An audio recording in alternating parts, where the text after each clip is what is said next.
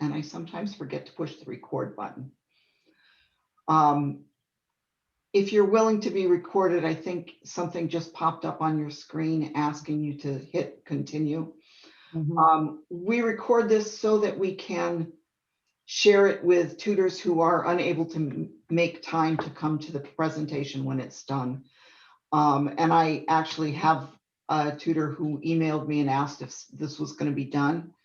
So I had to ask my supervisor, where are we putting these after we've recorded them? And she sent me the link, and I thought, well, now's a good time to share with you that we do have a YouTube channel. It is called Literacy Pittsburgh Tutors. There are several other Literacy Pittsburgh channels there. One is specifically for people studying for citizenship. One is for parents of young children. It's books being read aloud. And I think the last one is our regular sort of marketing channel. So you might have to try a couple different things, but the one called Literacy Pittsburgh has these particular recordings on it, and you're welcome to watch any that you've missed. Okay, so we're going to talk about how to get our students ready for the GED. And just so you know, as you probably already do, there are two similar tests. The GED is only computer-based. There are 4 parts to it. The cost in Pennsylvania is $120 total for all 4 parts. The high set is similar. It has 5 parts. We used to be a site for the paper-based test, but because of COVID, I'm not sure what's gone on with high set. If your student is not comfortable enough on the computer to consider taking the GED, please talk to your coordinator. We'll figure out what the next best solution is for them. Please do feel free to stop me with questions if you have any.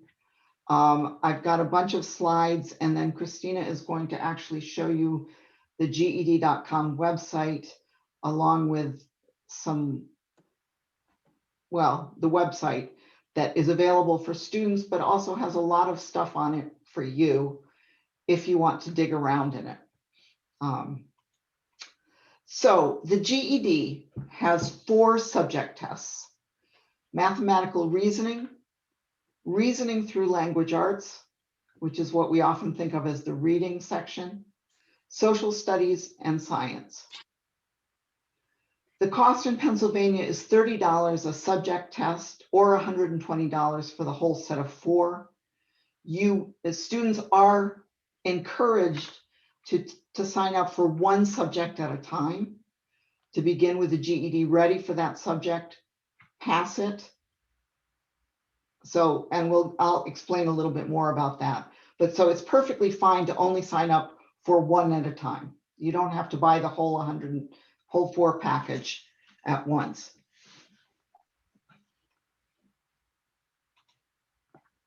So let's talk a little bit about the specific tests. Inside the math section, there's a basic math section. There are questions on geometry.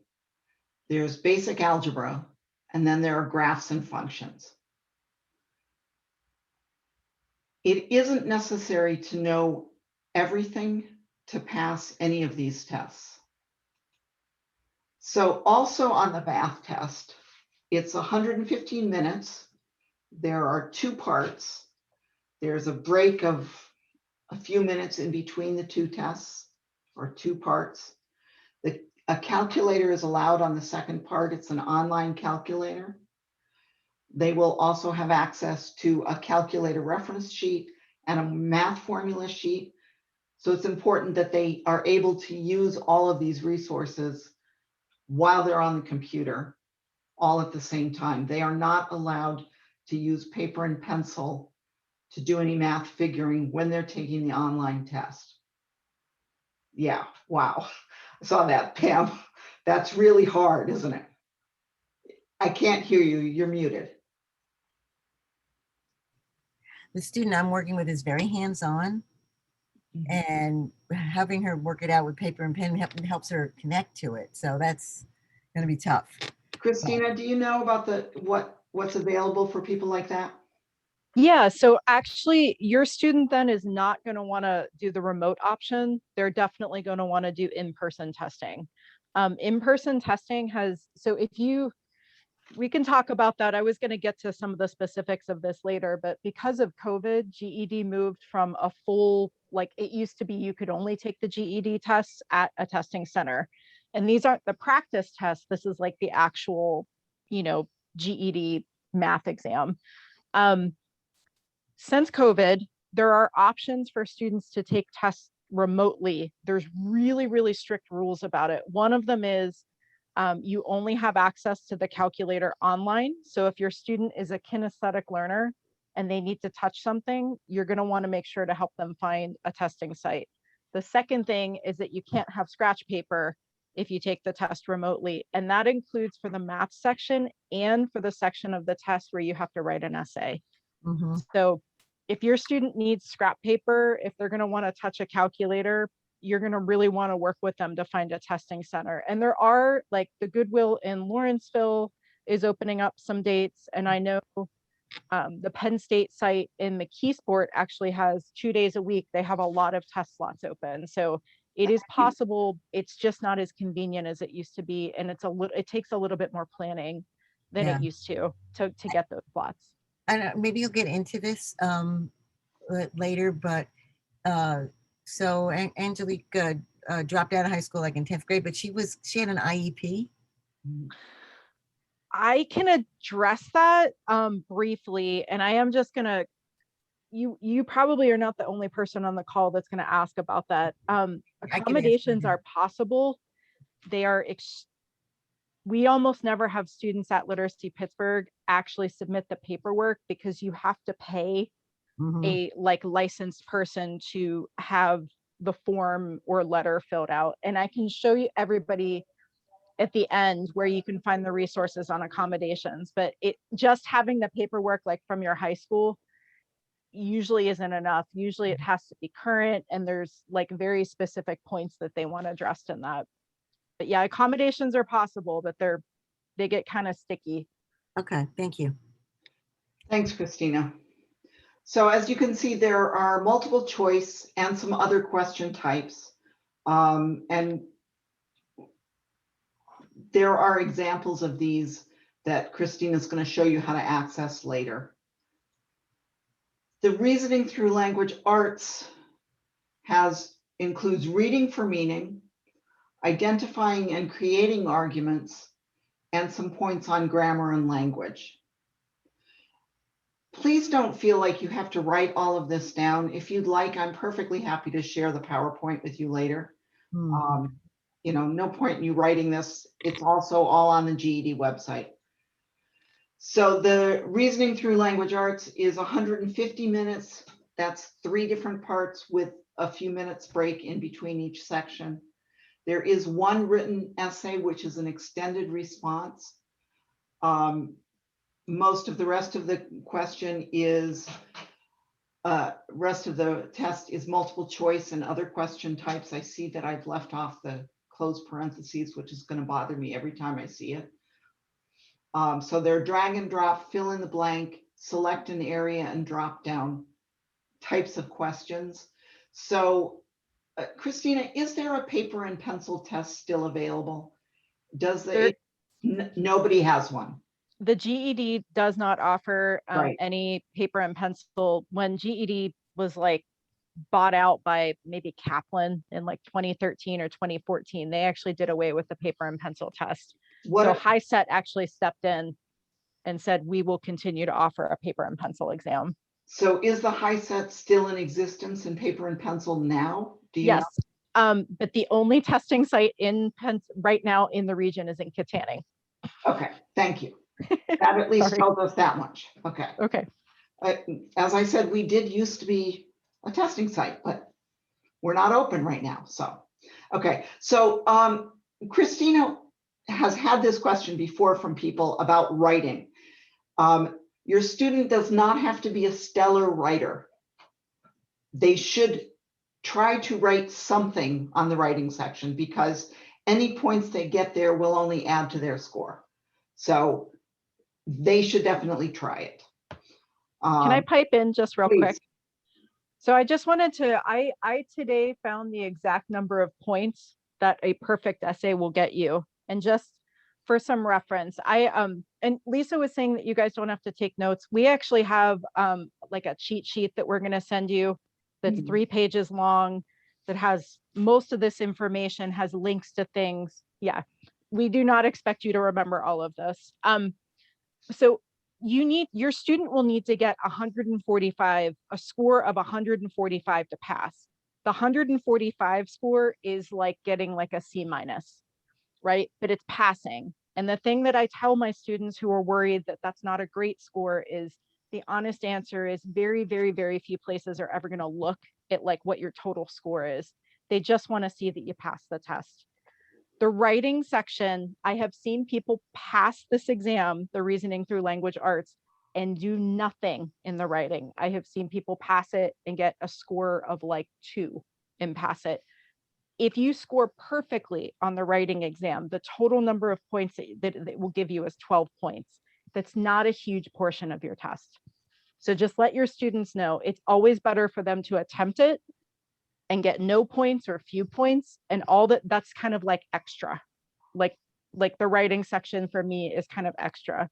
And I've had other tutors ask, well, what happens when they go on to community college and they're not strong writers? And I'm like, community college has great resources for developmental writers who can absolutely help them get to whatever level they need to be. So our goal is to get them across this like 145 line. That 145 seems to be the number for all of the tests. It What is is the total number of points if you got a perfect score, which we don't expect anybody to do, but 200 per section. So the highest score Okay. that one could possibly get is 600. I had a student in Oregon who actually got a perfect score on the social studies test. None of he scored off the charts in all of them, but you know, it is possible. I have seen it. It's not. There are actually colleges who will actually give you college credit if you score high enough on the GED, because it's kind of considered like AP level work, but they're few and far between. And the honest answer is most of our students are going on to like technical programs, or they're working on like job promotions, or they're going to community college. So like those places have the resources right. for our students. Okay. Does that answer your question, Catherine? Yes, it does. Okay. All right, Lisa, I'll let you keep talking. I'm sorry I keep jumping in. No, it's quite all right. One thing that I'm going to add in here, because it kind of fits, Christina and I have been talking about the fact that on the GED, it is better to guess and make a poor guess than not to answer. Because if you make a good guess, you just got yourself a point. Okay, so we want you to encourage your students to answer every single question. And that will mean figuring out, talking to them about how much time they have, and that they need to see how many questions are there in this section.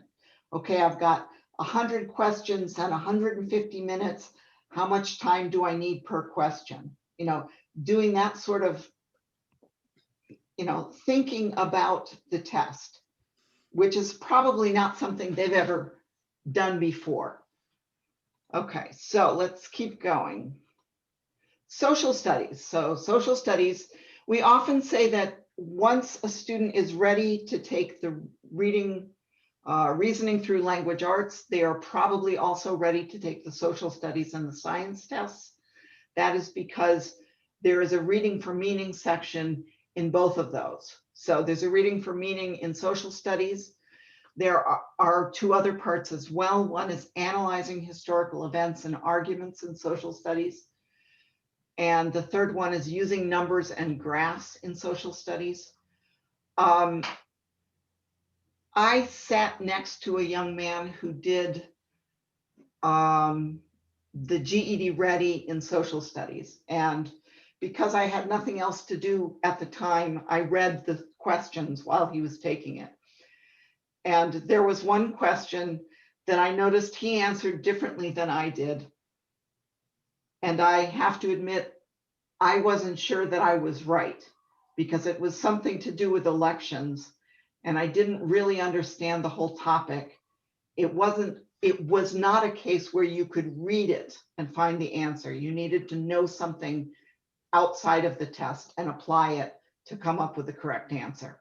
So that can happen. However, if they can read for meaning, they will do a good enough job. Christina. Oh, yeah, sorry, I keep popping in and out. My 5-year-old's here with me.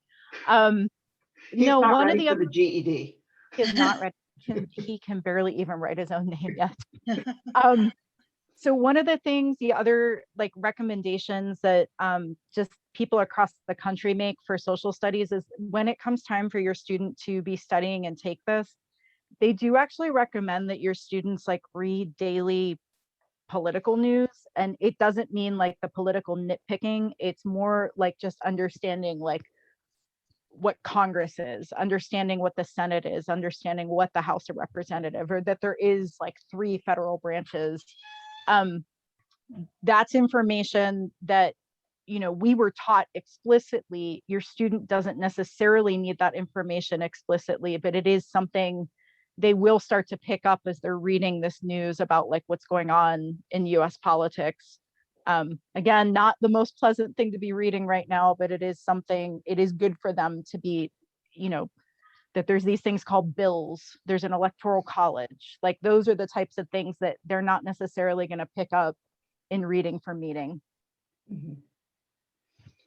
Thanks. Okay, so I- so for a student who's from abroad, if they were studying for citizenship, somewhat before they took the GED, that might help them in social studies. Perfect answer right there. If you had a student who's not US born, who is trying to take the GED, if they also have a citizenship goal, there's the 100 questions that they answer.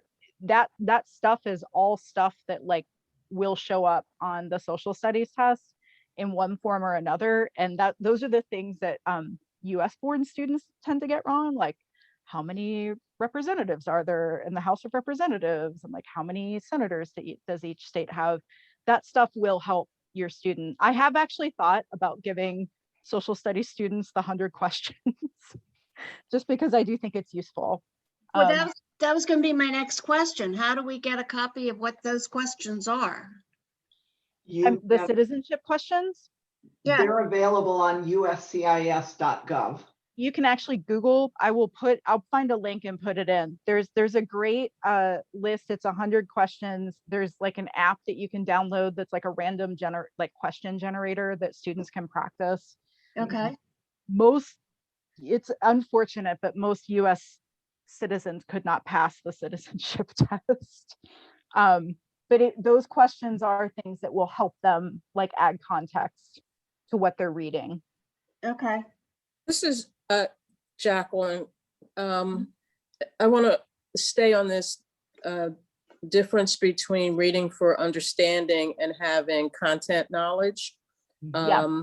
My limited experience is the students are weak in both, but it is, and they're also don't have a lot of time and confidence. So in finding, do you have a list of for social studies, science, social studies and science, some sort of easy to read or non-intimidating recommendations? Yeah, I actually do. So there's a couple of things that we recommend. One is when a student has a high school equivalency goal, there is actually, if anybody here works with GED math students, you might have seen the Foundations math book, which is kind of like the primer for moving up to like what's on the GED test for math and the Math Sense 1 and 2 books. Foundations actually has a science book that you can do that is, you know, looking at charts and graphs, analyzing information, like looking at like Putnam squares and understanding how they work. It is available. There are also the Journey to Success series that we have the students with a reading goal use. That is actually, once you move, I believe it's beyond level 2. I think it's levels 3, 4, 5, and 6. The units are actually divided. So there's like a science unit, there's a social studies unit, and they are actually divided so that you're reading for meaning, and it's to build students up to the GED. Okay, now I am working with Journey to Success, but right at the very beginning. So that's helpful because it's hard enough to get them to do the homework as opposed to doing supplementary. No, and I think that was one of the things that the Journey to Success series is great for, like building where it's very accessible at the beginning. And then the last level is, you know, starts to get to like the passages that you're going to see on the GED. Okay, thank you. Great. Good questions, all of them. So the social studies section is shorter than the reasoning through language arts. It's only 70 minutes. There's another calculator reference sheet available. The calculator that's allowed, I'm assuming, Christina, is again on the computer. Yeah, okay. Has the same types of questions as the other sections do. And as I said earlier, usually a student who passes the RLA stands a good chance of passing the social studies test. The last section is science. Similarly to the social studies, there's a reading for meaning in science. Then there's a designing and interpreting science experiments.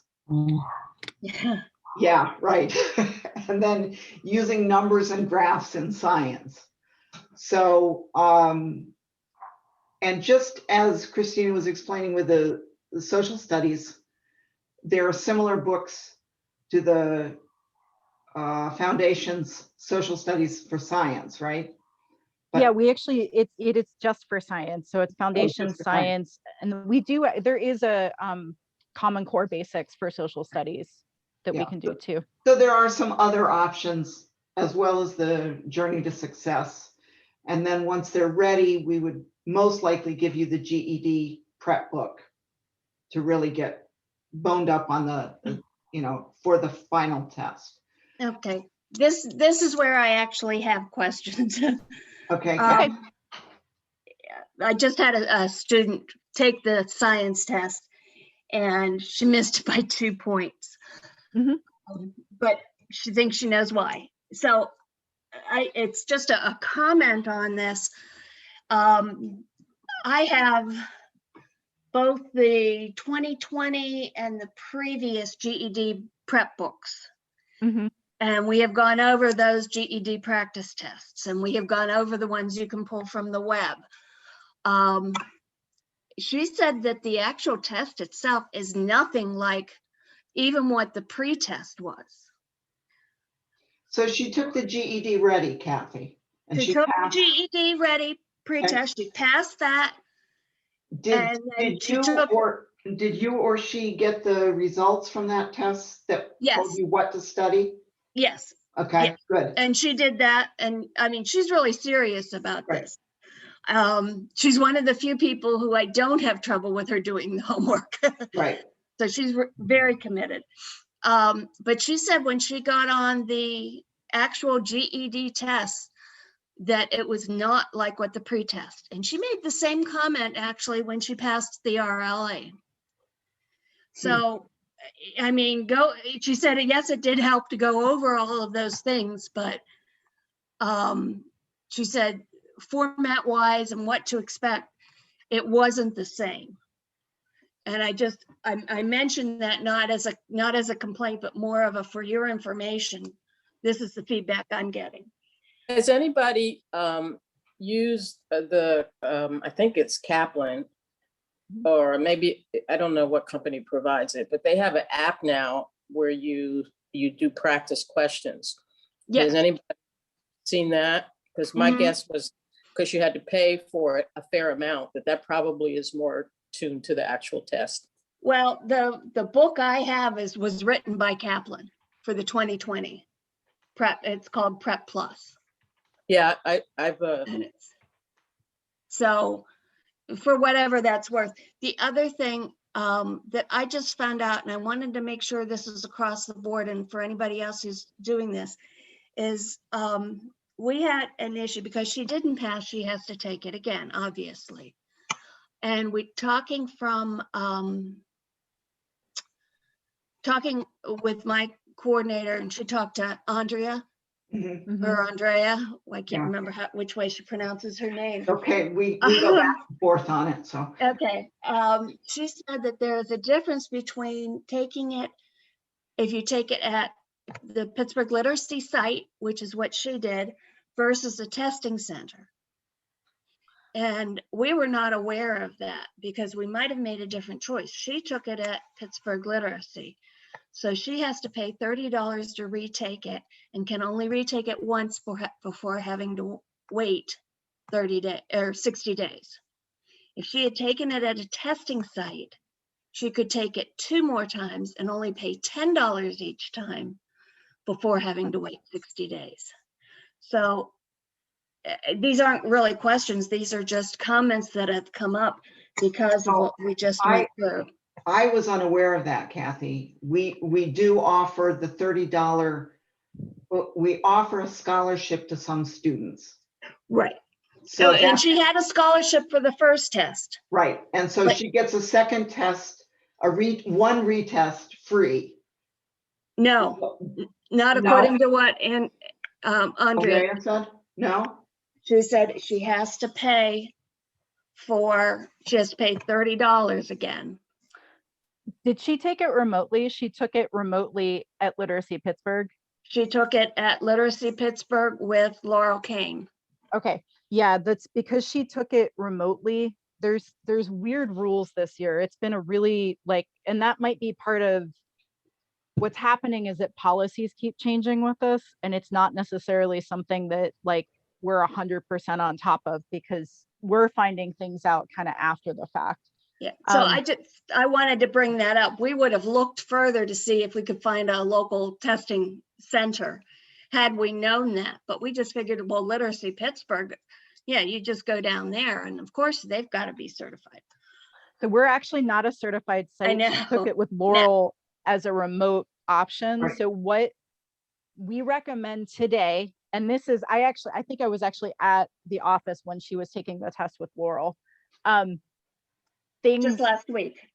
Not last week. This was actually a couple of weeks ago. So we're actually this week starting to recommend try to find a testing center if you can, because there's more options. You can have the scrap paper, you can have your calculator, and the retests or something that is an issue.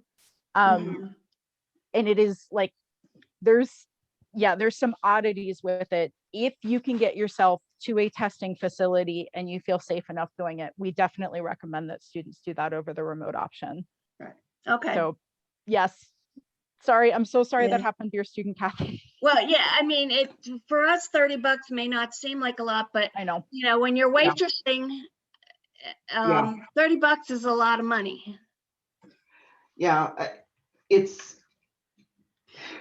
yes, it is. I'm surprised at this because I had a student take it remotely from his home, do the math a month ago. He took it twice and didn't pass by 1 or 2 points. Had to wait whatever that time period is, took it again and did pass it by a couple of points. But I didn't hear anything from him at all about the cost. Well, so I mean, I don't know. I think we gave him a scholarship, but that's what I'm saying. I don't know what. You know what? I'll check with Laurel on that. No, I mean, Christina would know. I hadn't heard this whole thing. We can definitely look into it, Kathy. Do me a favor and shoot me an email. I think you have my email. Just shoot me an email with the student's name and just type up the situation for me. Let me dig into it and see if there's some way that, because this is, again, one of the reasons we're having this talk is because the GED is kind of wacky this year. Like it's not cut and dry. It's not Right. the answer, like what was true 18 months ago is now, Pam asked a question and I was like, it depends. I wish Yeah. it's like a simple answer, but it's not. No, and you should see Andrea's response. It's like a full paragraph. Yeah. Yeah. Yeah. Let me send me an email and we'll look in. Let me try to dig around on what's going on. Okay. Thank you. Thanks, Christina. That's a whole thing I didn't even know about. It's Okay. a pain. Yeah, it sounds like it. I mean, I had heard Laurel complain about students who got pulled off the GED because somebody next door was making too much noise and it got carried through their audio. So I knew they were being really ridiculous about it. Yeah. We are 100% across the board. If your student even remotely has the option to take it at a testing center, take it at a testing center, because students are getting disqualified during testing for like babies crying.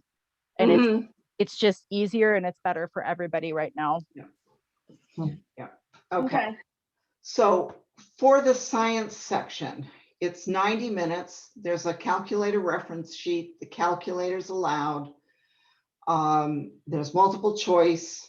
And the same thing about if they've passed the RLA, they stand a good chance of passing the science section. All right, let's see, where are we? So we want you to really take the time to plan with your student. One of the things that we've discovered internally is that not everybody is aware that when the student reaches a low intermediate ABE level, if they have a goal of getting their high school diploma, they should plan to take the GED Ready.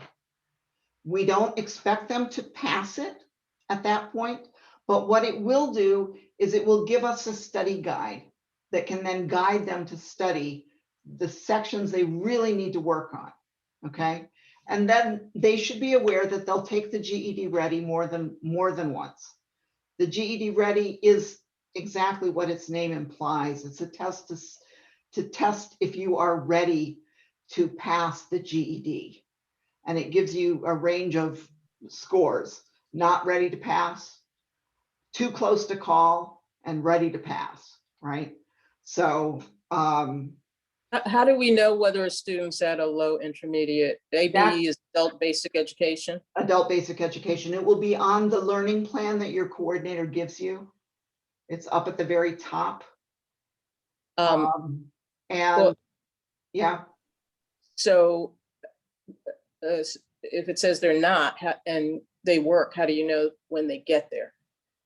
Yeah. Every time they're tested, you should be getting a report from your coordinator. You may not, because we're all overloaded. So if your student says, I took a test with my coordinator, that's a good sign for you to email the coordinator and say, so-and-so told me they took a test with you. I don't know what their score was. Could you tell me? So, and this is, and we can wait on that because I have a broader range of questions about how you all interact with the students we tutor.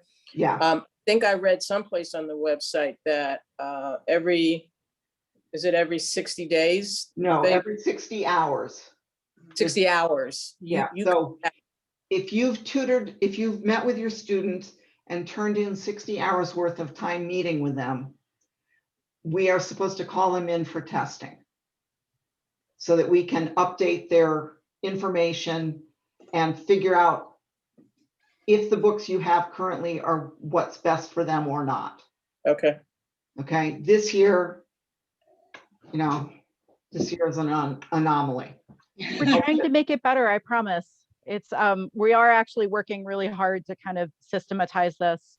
Yeah. We just moved to like coordinated textbooks. Like we're moving in a direction towards making all of this easier for the students to navigate and all of this easier for the tutors to navigate, because this is too much for anyone to remember, right? Right. This is a lot. So we want you are all on the front line with the students working. And I think one of the biggest things besides tutoring that you all bring is like the confidence build and the like, yes, try this, take the GED ready, it's time.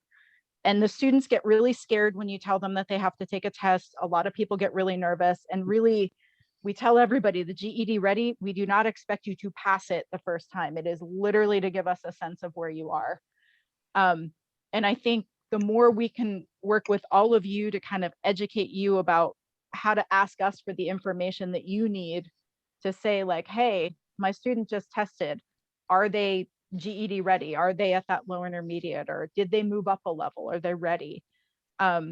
Because again, like Lisa's saying, everybody's overworked. We try not to be, but again, we're moving in the direction of a system so that we can kind of start automating some of this. But at this moment, we're still not quite there yet. So definitely, it's definitely like a team effort to get the students across the finish line. The other thing that I want to add to that is that you know your student far better than I will ever know them, because you're spending up to 4 hours a week with them. I spend maybe a total of 3 hours with them over the course of a year. You know, I don't know them as well. So if you come to me and you say, I think they should take another test because we've worked through all of this book and they've proven to me they know this stuff, then I'm going to say, okay, so it hasn't been 60 hours, it's been 30 hours, but you tell me they've been working a lot on their own. Okay, we'll try it. You know, I think we're almost always willing to try it, to test them ahead of time. Okay. Especially if you're willing to tell us that they've really shown progress. All right. I'm looking forward to that day. So let me ask, can I just ask another question? What kind of orientation do students get? I had the first student I had who was moving along quite nicely and then just disappeared. And then I have the opposite extreme now. I don't get any sense of what you all tell them before in their orientation before they get to us. We have and so when did this second that's when did the newer students start? Probably in the last 6 months. Yeah. So during COVID, we've changed our orientation practices. Prior to COVID, they came into the office, either downtown or to a coordinator's office, and did an in-person orientation that was quite extensive, 18 pages of stuff that we went over, trying to explain to them that this is not a short thing. This is not just come and take the test and you pass it and you get it, but that they have to work at it. During COVID, this has been done either over Zoom or through videos. Not everybody pays attention. Even in person, not everybody pays attention. So we give them, you know, I can share with you basically what we've given them in the past. It's, did they take it in? I don't know. But we do, you know, we do our best to explain we're testing them every 60 hours. They need to let you know when they're going to show up, when they're not going to show up, you know, and I know they don't all do that. That they should expect to do homework because homework is how they learn. You know, all of these things. We also just recently, like within the last 6 weeks, changed our policy on who we are going to give scholarships to and encourage to take the GED Ready test. That's still something that's like is shaking out as far as students are coming in. We're still trying to build a better system to kind of catch them early, really early, and say, hey, you tested at this level, you're ready to take this test. Let's get with your tutor to do that. The learning plans are actually being updated to include that information when a student has tested at that level when they're coming in, so that we know, but then also you as the tutor know. And hopefully the program coordinator also will tell the student that, guess what, this is where you tested. We want to get you moving. So we are working on kind of a unifying message, if that makes sense, Jacqueline. I don't know if that, we're working on like putting the pieces together to try to I make can see everyone that. knows. Yeah, the materials, I mean, my first student, I got a GED book and it worked for her, but it would not work for the students I have now. Part of, and this is very helpful, part of the problem I have is every profession has their language, and educators have a language, and I'm not an educator, and it is a little bit hard to understand. So I'm sure in schools, everybody understands what, so when I get the description of the students, I'm like, I have no idea what that means. And then I also have to, you have to meet the students where they are. And so I'm not treating my students like our goal is C-. And so maybe I need to take it down a little bit. Well, I'm not maybe- encouraging anyone to do that. I'm just saying, like, I've worked with a lot of GED students, and I'm very upfront with them that I'm like, my job is to get you across this line, and then we can work with you after that to get you further.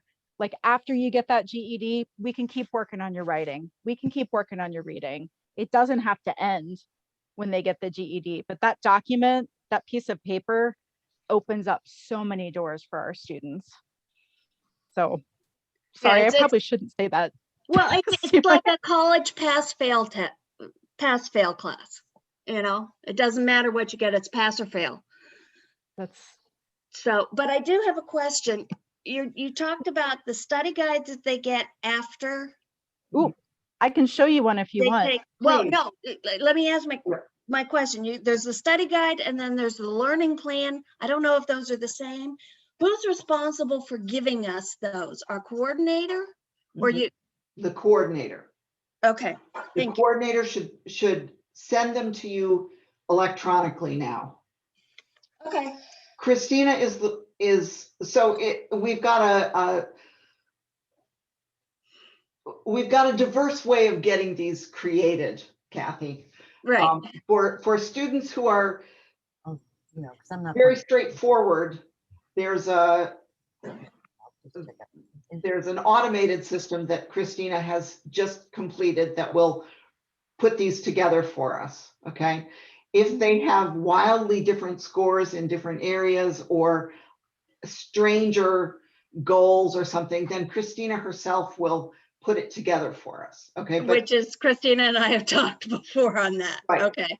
But, you know, in the end, it's the coordinator's responsibility to make sure that you get it in hand. Okay. Gotcha. Thank you. Yeah. Lisa, how many more slides do we have? You know, I don't really care if we go through them. We can stop. Well, I was thinking I can show folks what a study guide Please. looks like from taking the GED Ready, and then we Please. can jump over to the GED website if that's okay. I think that's great. Okay. I have to leave at 8, just no matter, but That's fine. We will send you the information so you can do this on your own. thank you. Okay, so I have a student info. I recently requested access to what's called GED Manager, which means I now have access to all of the students who link Literacy Pittsburgh to their like GED account. One of the things that happens is when a student gets a score, sorry, I didn't want that information there. When the student gets a score, the student gets the score, and then they're either going to get like a range. It's called like the green, the yellow, or the red.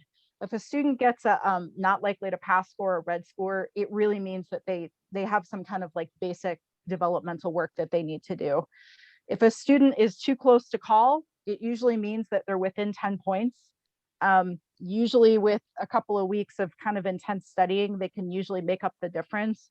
If a student gets above a 145, it's usually ready to go. It's green. I tell everybody with this, these practice tests are plus or minus 10 points, right? You should actually, like on the day of the test, there's kind of almost like a 20-point range. Like if you got a 155, it's possible that on the day of the test, you're going to get a 145 or a 165, somewhere in that range. So if you have a student that just barely gets that 145, you definitely are going to want to get the study guide and work through it to beef their score up some, to give them more wiggle room. This student got a 139 on his math test. We are able to link material. And for math, we're able to link anything. Can everybody see this screen where I'm like scrolling through a bunch of stuff? Yeah. Okay. We have in the office the Common Core Achievement Math Exercise book, the Kaplan 2021 book, which I have checked. It's almost identical to 21. So it works if I correlate it to 2020. Also the Math Sense series, if you use that for math, it's this, like, we're actually able to use this to give students like a study guide through, like, hey, you need to go back to chapter 2 of Math Sense 2. And then the other series that you might see is the Steck-Bond series. So if your student is using any of those, we can correlate the study guide to them. This was amazing news when we realized that like our math books were actually correlated to this. So we have this student, we linked Math Sense 2, and it gives the student exact books and pages. Now you might see here that we said Math Sense 2. We're assuming that this student started with Math Sense 1, but if they don't have Math Sense 1 or Math Sense 3, because it's a 3-part series, we have those as PDFs that you can always access. And you can just talk to your coordinator to get that, but it gives you exact page numbers to go back and say, hey, you're going back to Math Sense 2, page 28, find the distance between numbers on a number line using absolute value. And this is what this test has determined are like the key skills that this student needs to push their score up. Does everyone can see what I'm looking at? We have started for students who have only taken like one test and they still have 3 more to go, where a student comes to us and they haven't taken any of them. We are using the Kaplan GED prep books because to me, it makes sense to send you and the student one book that has all 4 skills in them when they get to the point that they're taking those GED practice exams. I don't love these books. I don't love any of these books. I've used most of them, like all of them have their pluses and minuses. I find the Kaplan book, there is actually a practice test in the beginning that your student can take that kind of clues you into what sections they need to work on. I believe what we are telling students now is that when they get that book in the mail, they can write in it. It is their book. They do not need to return it. I want them to highlight it. I want them to take notes in it. I want them to mark it as much as they want. I believe that the 2021 books have access to 2 online tests, practice tests, full exams, and I think that there's 2 paper full exams that they can take. Does anyone have any questions at this point?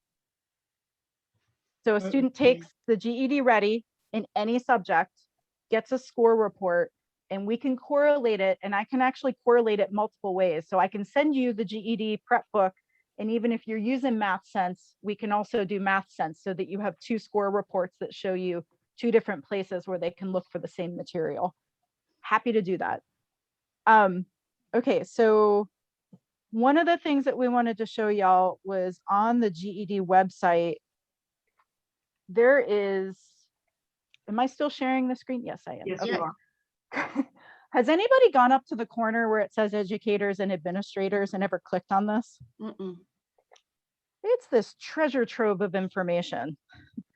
And it is specifically designed, really, it is for teachers. Somebody, I think Jacqueline was just saying, she's not an educator. There's a lot of educator kind of gobbledygook on this, but there's also really good resources on here. And one of the things that I really like is sorry guys, I don't have my mouse with me. Teaching the GED test. So if you go here, there are resources that you can use and you can dig through that and see if any of it is of use to you. There's like worksheets and things. But one of the questions that I frequently get from people is like, what is actually on this test? What do people actually need to know to pass it? And they have this lovely section called skills students need to know to pass the test. And it actually shows you kind of a list of what it is that if you were going to get a passing score on like the language arts section, what it is that they are going to need to be able to do. It's all of these things. And it's a lot here. Again, the Journey to Success series, like kind of scaffolds up to this. And whether or not you or your student realizes it, this is actually the stuff that they're working towards, because that's a GED prep book.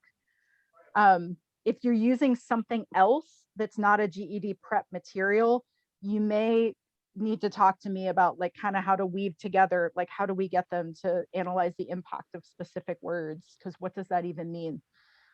But this is definitely, it gives you a lot of information on what is actually on this exam. There is some English language like editing. There's not a ton of it, but there is enough of it that, you know, if they don't know very basic common grammar conventions, this may be something that's difficult for them. And this is all available. This is for every test. This, you can kind of click around in here and see this.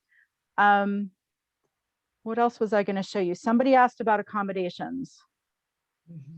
There is this lovely section called How-To Guides for Supporting Students. And your students may come to you and ask things like, I don't know how to schedule my tests, or I don't know how to, you know, I've passed my test. How do I get a transcript? We know that stuff, and you are welcome and always encouraged to refer them, like pass them back to us. But if you're somebody who really likes to take the lead and jump in and do things, there are actual like very clear how to with screenshots, how to schedule a test so that you can sit and like walk your student how to do this. Has anyone seen this before? No. Okay. Just me, Christina. Okay. There is also, somebody asked about accommodations. Please talk to me if your student needs accommodations. I am not going to sit here and tell you that they make it easy. They really don't. This is like a 15-page document on like the technicalities of how to apply for accommodations, but there's also GED. There's a whole section if you Google GED.com accommodations. So I'm happy to talk to whoever needs to talk about this. It's not easy. The rule, you can see there's like 4 different colors because there's 4 different lists of requirements, 4 different documents that have to be filled out. And what happens if your student has ADHD and they have a cognitive disorder? They're supposed to get 2 separate assessments. I'm not going to. At the end of the day, all they do is give you more time. I mean, that is actually the thing that the student is going to get is like an unlimited test time. If you have somebody and you can really coach them through like how to manage their, not manage their time. I have seen students with like ADHD who've worked with teachers and tutors to just basically like, because they couldn't afford the documentation because it was going to be hundreds of dollars. And I had a really stubborn student in Oregon who was like, I'm passing this test. And so he sat with his tutor who sat with a timer, and they just like, they figured out like how many seconds or minutes he could do per question. And I mean, he did so many practice tests. It can be done. I'm not going to sit here and say that it should be done. I don't agree with how difficult they make this, but that is generally, unfortunately, what ends up happening usually. So please come talk to me if your student needs an accommodation. I can try to work with you. I can set up a meeting with you and your student to go over what the requirements are. Those are the big ones. The other thing I was going to show y'all, I need to toggle screens real quick because I can't, my computer doesn't like me because I have a GED Manager account. It doesn't like me logging into the student account. Your students have access to, whether or not they know it, when they set up a GED.com account, they actually have access to a fair amount of information on the back end that they probably don't even know that they have. There's like very clear explanations of what types of questions there are. We just set up today, Lisa and I had the brilliant idea that we should create a username and password for all of you to use so that you can see what your students are seeing. We're going to share this username and password with you. This is kind of like a dummy account. This is what the back end, this is what students see when they log in. Any of you can go in and fill out like a fake GED account at any point. There's no GED police that are going to show up and yell at you.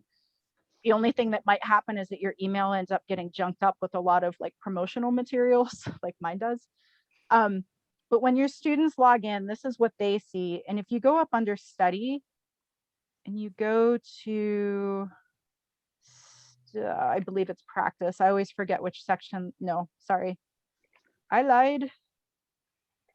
Study materials. Is this it? Yes. This section gives a really good overview of the different skill sets in each of these tests. And this is really useful for you and your student to look at. It shows you that like you're going to have reading for meaning. There's 6 total skills, and it shows you, it tells you at the top like what the skills are. It breaks them down, and then it shows you a section, and it gives you a sample question that shows you that skill being used. Okay. What's the password? Oh, it's going to be LP tutor with an exclamation point. We'll include Yeah. that. I think you said you were putting it on the cheat sheet, right? I put it on the cheat sheet for you. But this does a really, so when you go in, because this is going to be a common account, if you guys have problems logging in, just tell me, but you will see that like it's going to say completed underneath there. If one of the people who's on this call goes in and clicks through everything, just click on the different sections and, you know, forward through. But this, your students have access to this, like at any time. Another thing that we like to show students before they're supposed to be allowed to get a what do you call it? A scholarship from us. They're supposed to do a number of things with their coordinator, and it's something that you guys could do with them. This is actually what the cheat sheet is going to look like. This tells you the approximate number of questions on each section, the test topics, kind of what Lisa was going over as far as the formats. I found this information, you know, this is from Kaplan, the approximate number of questions. It's not hard and fast. Your student could have 42 questions on the science test. It depends on which version they're taking, but it's approximate numbers of questions for each section. This general test information at the top, we have the general study guide information. That's on this. One of the things that the students are supposed to do before they take the test is do a GED tutorial. Can you all see the tutorial? Okay. And that's even before they do the GED Ready. They should do the Yeah. GED tutorial. And let me move this. I want to show you all just a couple of things on here that it's important for you and your student to know how this works. I just had a student who swore that she took the tutorial and had no clue that she had a calculator. She had access to a calculator, which we were like, you did the tutorial. So one of the things, I mean, this is, you know, I think no matter what we do, there's still going to be students who miss things, but this should help all of you kind of see this. This is basically what the test looks like. We still don't see the tutorial. Oh, you don't. I'm so sorry. Of course you don't, because I didn't share that screen. So sorry. All right, this is what the tutorial looks like. It's the link is on the GED info sheet. It shows like basic functions of this, like this is the scroll bar. It also yells at you when you haven't like viewed all the information. Ooh. Okay. I got that. Oh, it's gonna make me do everything. Sorry, guys. But you can get this link and this will help all of you see, like, this is what the students have access to. I'm so sorry, y'all. I tried to hide from my 5-year-old, and in doing that, I'm in a room without my mouse and it's like nothing is working. Okay, it shows you that there's multiple pages. So students know that, you know, this is how you get through the pages. I mean, all of this stuff is stuff that I think is kind of obvious, but it's not always. This also shows you like, so I'm just gonna click this. This shows you the different question types. And it shows you that there are fill in the blank questions. There are you know, express your answer as a decimal. A recycling center pays 25 cents per aluminum can. Okay, 1.25. And this is the type of stuff that your students are going to have to be used to doing, is all of these different types of questions. I'm just clicking on stuff right now. The drag and drop, this one, I struggled with this. I was like, you know, students who necessarily don't have like the mouse skills to do this quickly. I think that mostly the drag and drop for this is used for like putting English sentences in order, in like the correct order when you have, I'm so sorry. This is embarrassing, guys. You guys are seeing how poor my computer skills are without a mouse. So yeah, I encourage all of you to look at the tutorial. The tutorial is really useful. I think it's a really good kind of clue for the students to like really see like what all the different sections look like. The only other thing I was going to show you all on the cheat sheet, I do want to show you guys the math section, because that is the one section that I find people are always really kind of confused by. I think it's the least logical. I think that they don't do a great job really explaining how this works. The maths, oh, that's not what I wanted. I'm so sorry, y'all. Sorry, I'm giving people whiplash right now. It's okay. The math section has a couple of things. And one of the things that the math section has, everybody has access to this formula sheet. The students, the formula sheet will just live statically up on the left-hand side of their screen along with the calculator. If your student is planning on taking the test in person, we can actually send them this scientific calculator, the TI-30XS. It's a Texas Instrument. They're not cheap. If they buy them, like when we get them wholesale, and they're pretty reasonably priced. But if your student is somebody who's going to go to the testing center, I would recommend that you ask for a calculator, because we can get your student one. You probably are like, I don't know how to use this calculator, right? Because I didn't know how to use a scientific, that's not like an intuitive thing. GED has a calculator tutorial that you can use that like goes online and goes through the buttons that you're actually going to need. MathSense 2, which is one of the textbook series that we use, actually has a calculator tutorial in the back of the book. So I've included a link to that here along with the password. And the other thing that I didn't know about until fairly recently is that there's a symbol that your students will see on the screen. It's this AE. Does everybody see that? One of the things that your students may need to do is write expressions like, you know, 3 is less than 5. It may ask you to like write that as an expression, 3 with, you know, like the less than symbol. If they can't find it on their keyboard, that special symbol, they press that, and that is where all of these special symbols live. That is something I didn't know until very recently, that they had access to this. We also are recommending that students on the math section, especially if they get a formula, like if they get a problem and they don't know the answer and they're down to like their last 1 or 2 questions and they have like 5 minutes left, if they have a list of 4 options for numbers like X equals, tell them to start dumping it in and try to figure out which one works. That's kind of because one of the things that we tell people is you don't get penalized for having the wrong answer. So try to answer everything. And I always forget that with math. Like sometimes they actually give you the answer. You just need to figure out which one it is. I have like 1 more minute of things to go over. Social studies, one of the recommendations that I read for statistics, the math that shows up in social studies is statistics. So reviewing mean, median, mode, and range is actually something that you should do with your student. It doesn't mean that they necessarily need a calculator. I've actually known plenty of people to pass this without one, but those mathematical terms will show up, and it's helpful if they have like a base understanding of what those things mean.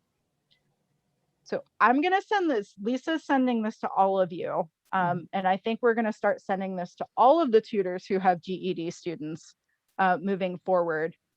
But this is, we're hoping, going to give all of you maybe a little bit more guidance as to like what's on the test, how to help your student study, and really how to get them moving forward. A lot of information. Does anyone have any questions? This is great. My last question, if it takes too long, we can No discuss it next time, is how does Khan Academy fit into all this? So Khan Academy is K through 12 geared. We have, when students are GED math, GED reading, like those two goals, we have classes that we've created for like different grade levels. It's a little bit convoluted, but your students, when they take their intake test with us, they're assigned what's called a national reporting standard or a national readiness standard. Reporting. Reporting standard. And you may, when you're talking to your coordinator, hear them say something like, oh, they're NRS 3, or oh, they've moved up to NRS 4 now. Those numbers, it's 1, 2, 3, 4, 5, 6, roughly correlate to about 2 grade levels. So if your student is NRS 3, you multiply that by 2, they're somewhere between 6th and 8th grade. That's really what that means. So Khan Academy, we use those NRS levels to kind of create these like classes based on where most students are at and giving them the most useful information for like learning pre-algebra and then algebra and geometry if you're doing math. It's not a perfect system. I like Khan for a lot of things. I find that it's very overwhelming for some of our students. We're trying to get better about explaining to the students and to tutors how to use it. We're still not there. I mean, full disclosure that it's, students can earn hours like with the state. Like if a student needs, let's just say they got to get to 30 hours before we're going to give them another post test. If they're at like 25 hours and they're like, I can't meet with my tutor anymore, they can earn the 5 hours by logging onto Khan Academy and doing the work on Khan. The state of Pennsylvania counts the time that the students spend on Khan as like education hours. That can help them. Like if I have a student who's really close to being ready for GED, but they really want the scholarship, you have to have 12 hours to get the scholarship. We put them on Khan sometimes to try to get them over the line. The other reason for Khan is that some people do want to work on their own. Yeah. And Khan is really good for that. There are videos that explain things and then step-by-step problems that you work through, but it isn't as tailored necessarily to what they need as if they take the GED Ready, that will pop out exactly which pages to study. I am going to pump this though. We actually did just get a grant and we are in August going to start giving students access to an online program that is going to be tailored individually to students as they're taking those GED Ready tests. We're going to actually be able to create online courses for them and this new software that is 100% tailored to like those score reports. So I'll let you guys know when that rolls out. Did you have another question, Jacqueline? I'm sorry, I feel like I interrupted somebody. No, I was just going to say the algebra on Khan Academy, I think is way harder than the GED, but. And I tend to find that I think that a lot of us have this idea in our heads that like students need to be really high to pass the GED. I personally think the GED, like I've seen students passing who are at about a 9th grade level. That's 9th and 10th grade seems to be like the sweet spot. Students who are making it all the way to kind of 12th grade are great and awesome and encourage them to do it, but they're kind of going above and beyond at that point. So Jacqueline, I think the other thing about Khan Academy is that more recently they've come out with higher level material as well. And there are courses on there that are geared towards college students. Oh no, I understand. I'm Yeah. talking about cool stuff. I was going over it and I was like, this is the honors class algebra. This is Yeah, not right. They did actually, I think that they have, there's also starting to work more on some like developmental stuff that I think is better for some of our students. And we, in the new learning plans that we're creating, are actually going to start pushing those out more. I think in the old learning plans, it was like just algebra and just geometry, but we're going to have links for like the pre-algebra classes and like the pre-geometry classes, to kind of help students get more of the building skills that they need to work up to that. Any other questions from anyone? I feel like we just gave everybody a whirlwind of information about GED. Well, that's more than I had before, so thank you. Lisa, you're going to be emailing this out to folks? I'm going to email it to everybody. Okay. Yeah, I didn't have Pam's email, but she gave it to me. Eli, I'm assuming you're Eli Goodfriend. Oh. He's my tutor, so I'm assuming that's who that is. I don't know. Not answering. That's who's going to get the email. So, but I think I've got everybody else's full name, so that's not a problem. I'll find them. And if anybody ever needs anything, you're all actually, let me include that on here. I'm going to put that at the bottom. You are all welcome to email me at any point about like questions. Email Christina at any time. I'm happy to set up Zoom chats, happy to meet with you, your student, whoever. If you just email specialist@literacypittsburgh.org.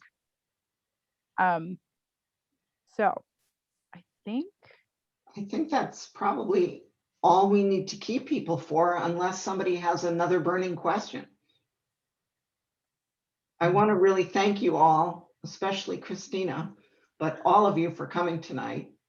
We know how hard you're working to try to help your students. We're working just as hard. Yeah, but without you, we couldn't possibly reach the students that we reach. So thank you very much for the work you're doing. And if there's any information that we're not giving you about this, ask, and we're going to do our best to try to find it. Because again, like things shifted really drastically last year with GED really quickly. And we like none of us know in 6 months, is it still going to be an option to do this remotely? Like things are going to continue to shift as COVID as things abate and things are kind of slowly reopening. So as we get information, we'll try really hard to get it out to all of you and to your students. But yeah, let us know if any ways that we can give you more information or do better. We're always happy to listen and work together on it.